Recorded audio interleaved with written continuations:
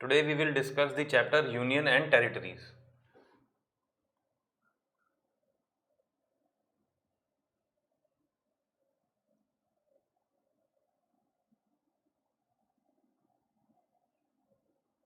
In this chapter we will learn what are the constitutional provisions regarding the Union and Territories, what are the special provisions regarding some states, and how the states eventually formed. What is the chronology?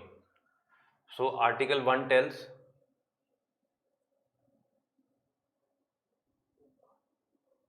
India,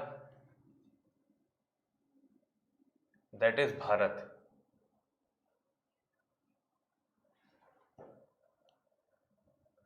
is a union of states.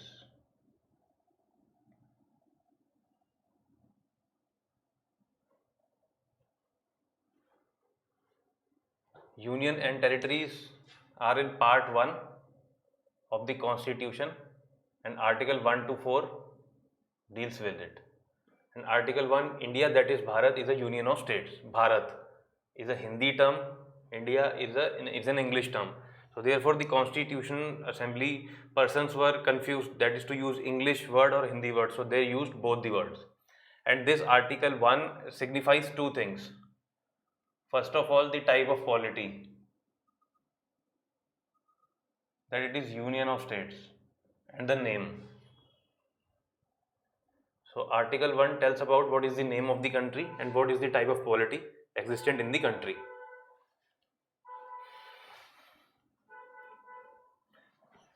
In this article, India is described as a union of states. It is not federation.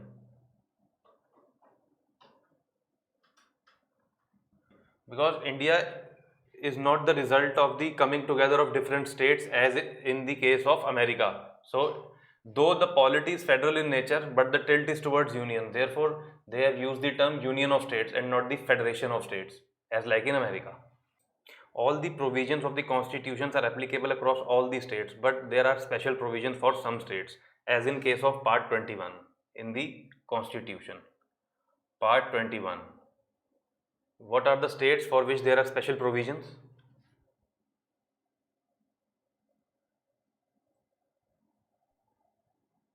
Maharashtra,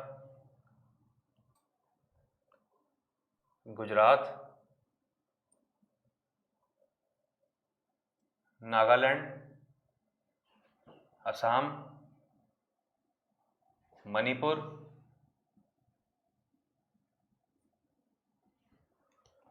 Andhra Pradesh, Telangana, Sikkim,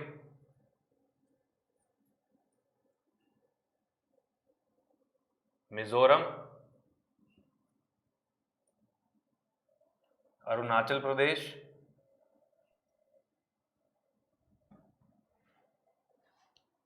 Karnataka, and Goa. Apart from these special provisions for these states, there are also special provisions regarding the 5th and 6th schedule.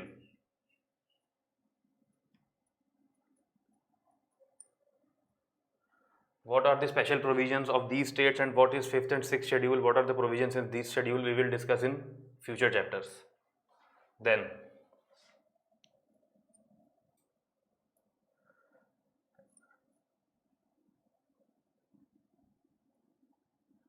territories refers to the states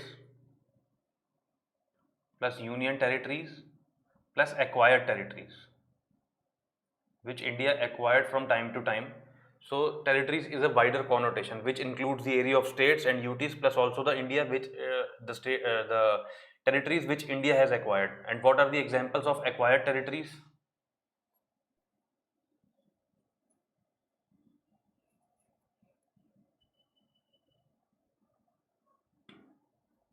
Dadra and Nagar Haveli, Daman and Diu, Goa, Puducherry, Sikkim. These are the acquired territories. Article 2 deals with acquired states.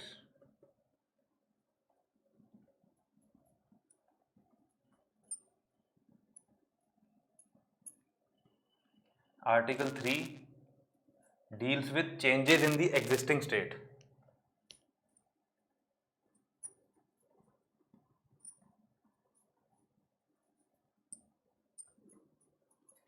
As we have discussed, part 1 consists of article 1 and 4, which deals with union and territories, and article 1 has the name of the country and the type of polity, and it also lists how many states and duties are there. 28 states and 80 UTs. And part 21 deals with the special provisions regarding various states, and article 5th and 6th schedule also 5th and 6th schedule also deals with provision regarding some special polity, and article 2 deals with acquired state, and article 3 deals in changes in the existing state. As I have discussed, article 3 deals with the change in the existing states. So under article 3 what can be done? New states can be formed either by uniting one or two more states or by dividing the existing states.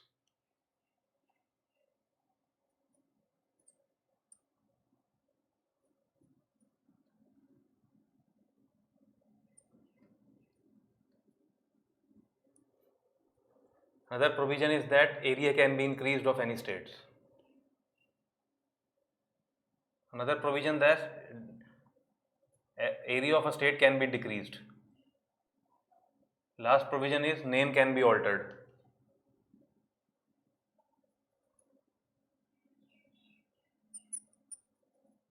And the bill regarding this article 3, in which there is a tinkering with the area of states or by uniting or dividing the states, that bill requires prior recommendation of president. So bill with respect to article 3 requires prior recommendation of president. It can only be introduced in the parliament only by the prior recommendation of president.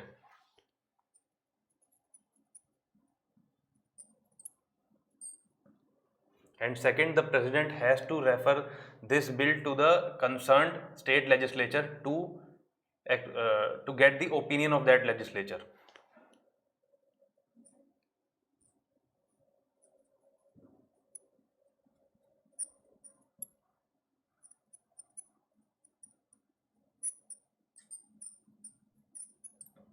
Thus, the bill has been referred to the state legislature. Now the president is not bound by the advice tendered by the state legislature. So therefore, whether the state legislature wants or not, parliament can create new state. Thus the opinion of the state legislature is not binding upon the president. So India has been rightly described as the indestructible union of destructible states.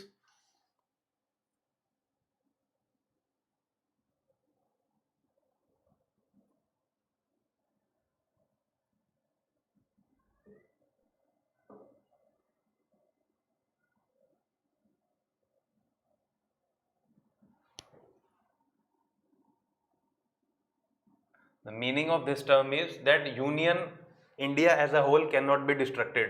Any state cannot secede. But the states can be itself be destructed. Area can be changed, name can be changed, it can be divided, it can be increased. So therefore, state is destructible, but India as a whole is indestructible. While on the other hand, in case of United States, this is indestructible union of indestructible states.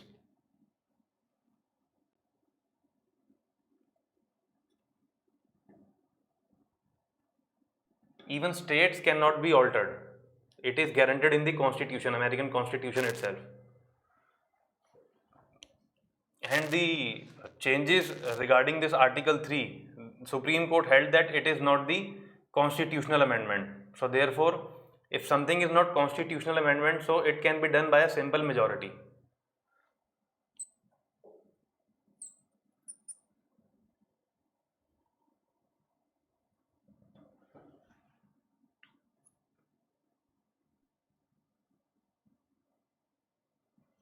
There are, let's say in this house, the strength is 12 present and voting.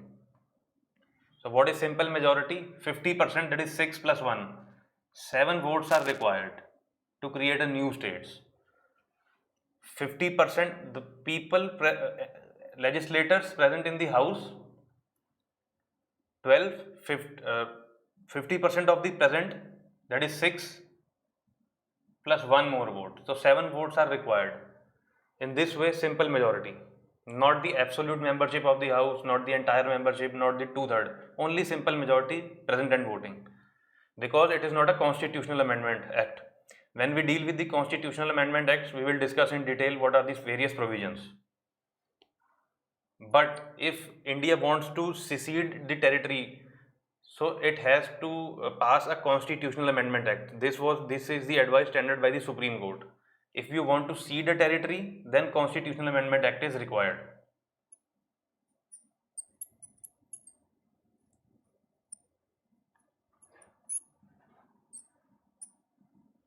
However, if there is a question of settlement of boundary, let's say if two countries want to settle a boundary, one involves India and other is X country, then in case of settlement of boundaries, there will be no constitutional amendment act requirement, and it is done by executive action. No bill is required. So at the time of independence, there were 552 princely states, out of which 549 joined the Indian Union, except the Hyderabad, Junagadh and Kashmir, which later in the course of history were acquired by Indian government. So now, what was the classification in 1950? In 1950, there was fourfold classification: Part A,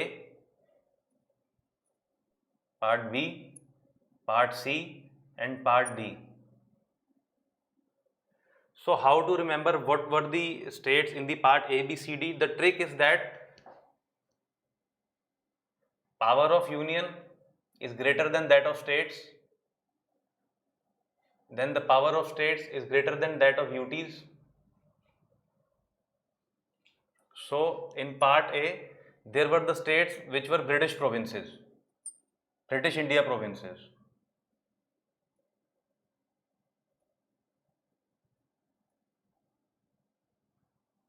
So the British government was ruling India, so therefore the provinces of the British were in the Part A, and Part B, princely states with legislature, kind of states.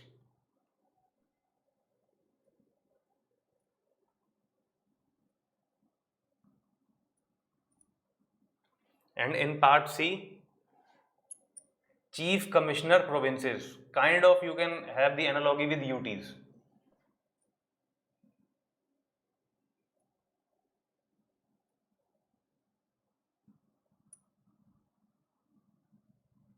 Plus some princely states. And in Part D, the sole Andaman and Nicobar Islands was there.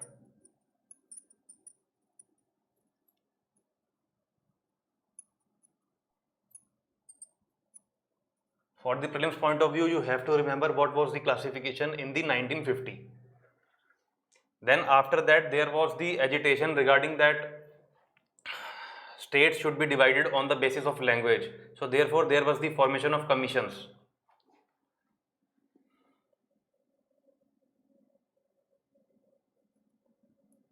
First is S.K. Dhar Commission.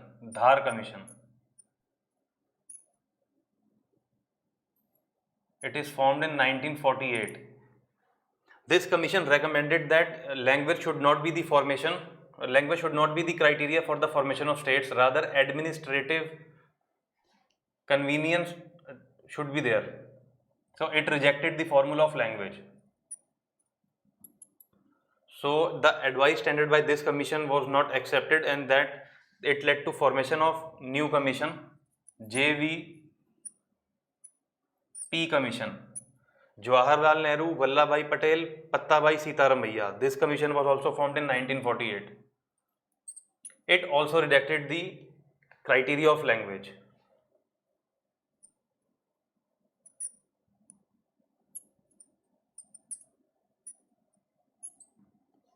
Then in 1953, there were widespread agitations for the formation of Telugu language state. So therefore, in 1953, Andhra Pradesh was formed.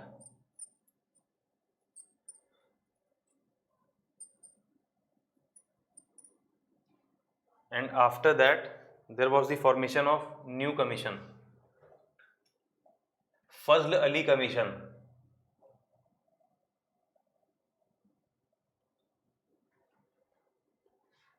Other members were K.M. Panikar,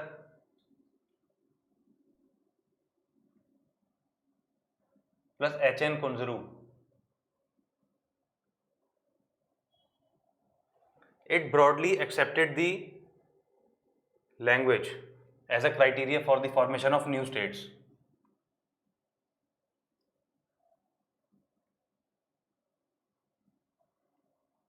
But this commission states that there should be 4 criteria.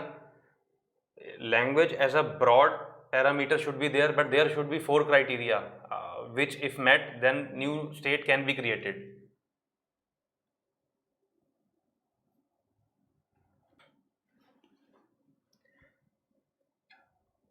Unity and security of the country,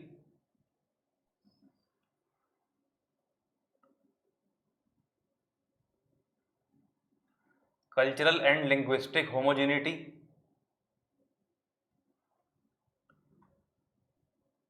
financial, economic and administrative considerations,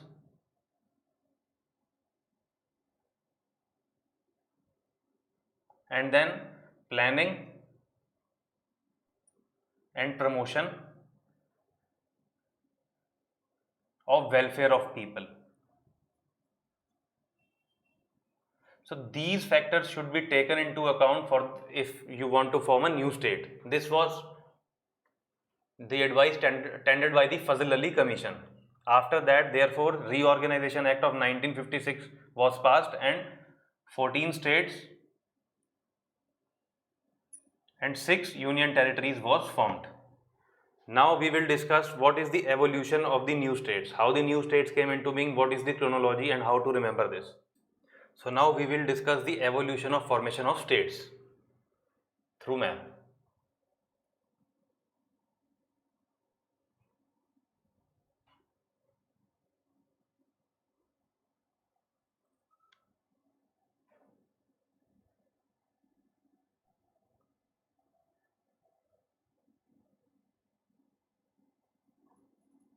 This map is not being proper.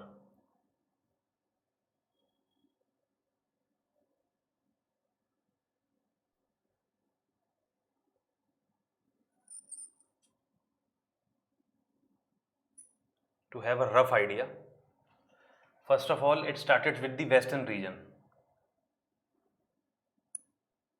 Gujarat and Maharashtra.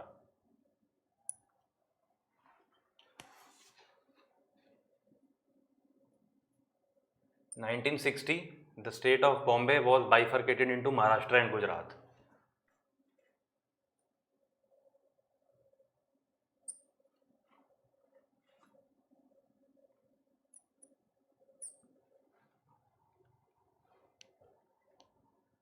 Then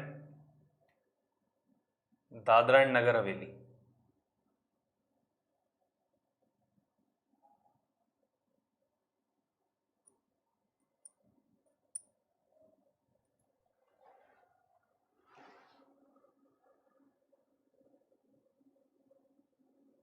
In 1961. Then Daman and Diu and Goa.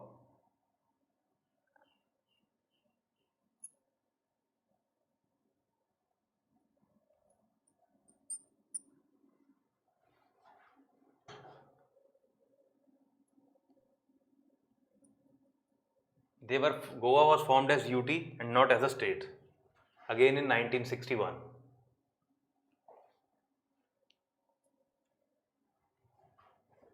So how to remember through map? We are starting with the western region of India and we are moving this here. The whole region, Gujarat and Maharashtra, and after that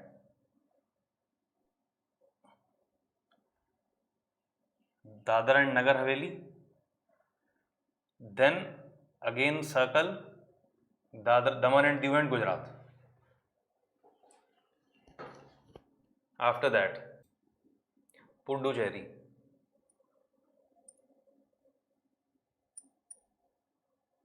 1962. It consists of 4 regions: Yanam, Mahe, Puducherry, Karaikal. Yanam,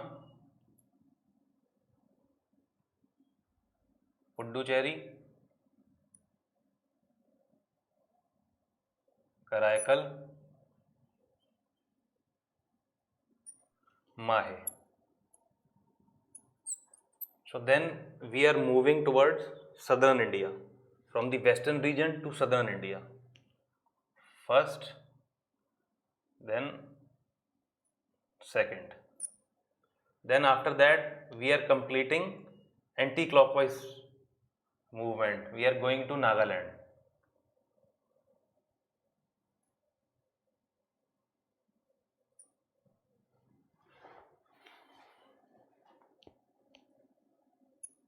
Nagaland 1963. After that, to complete the anti-clockwise circle, Western India, Southern India, Northeastern India, then Northern India, Punjab.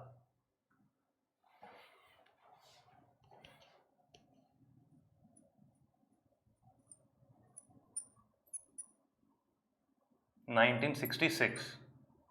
Punjab was bifurcated into Punjab and Haryana.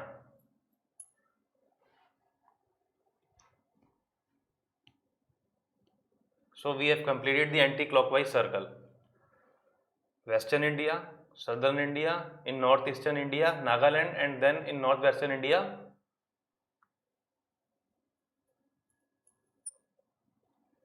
Punjab.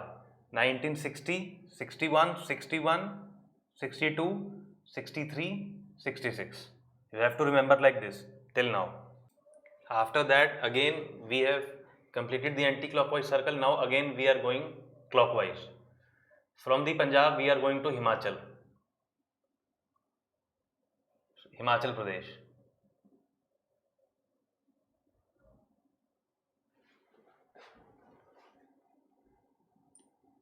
(1971). Then from Himachal Pradesh we are going to Northeast India again.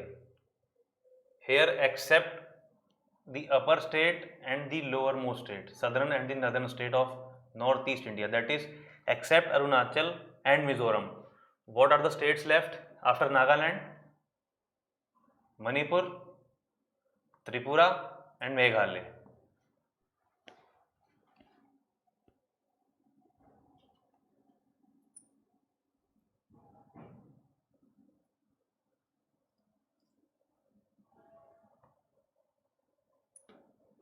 (1972). After the completion of these 3 states, we are moving towards Sikkim.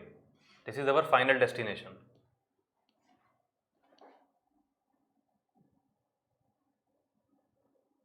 (1975). And then what are the states left in Northeast India? Arunachal Pradesh and Mizoram. I have told you, leave these 2 states. And then I have told you that Goa was formed as a UT, but in 1987 it was subsequently formed as a state.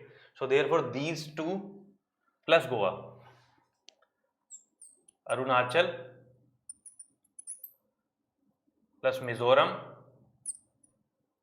plus Goa, 1987. So how did we proceed? Western India. In Western India itself, first of all, Bombay was bifurcated into Maharashtra and Gujarat. Then we moved towards Dadra and Nagar Haveli. Then Daman and Diu and Goa. After that, we moved towards southern India, Pondicherry. Then we are moving towards Northeast India, Nagaland, and then we are moving towards Punjab. Then again we are taking U-turn, Himachal Pradesh,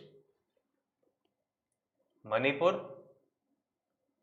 Tripura, Meghalaya, Sikkim, and then the states left, Arunachal Pradesh and Mizoram and Goa. After that, you must be aware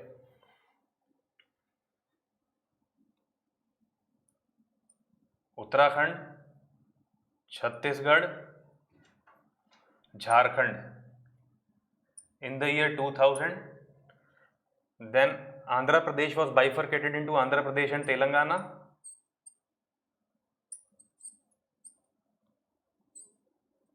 2014, and then in 2019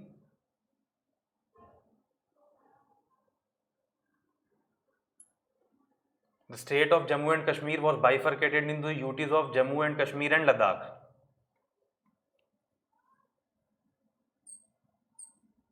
And after that, Dadra and Nagar Haveli and Daman and Diu was jointly formed as a one UT, Dadra and Nagar Haveli and Daman and Diu.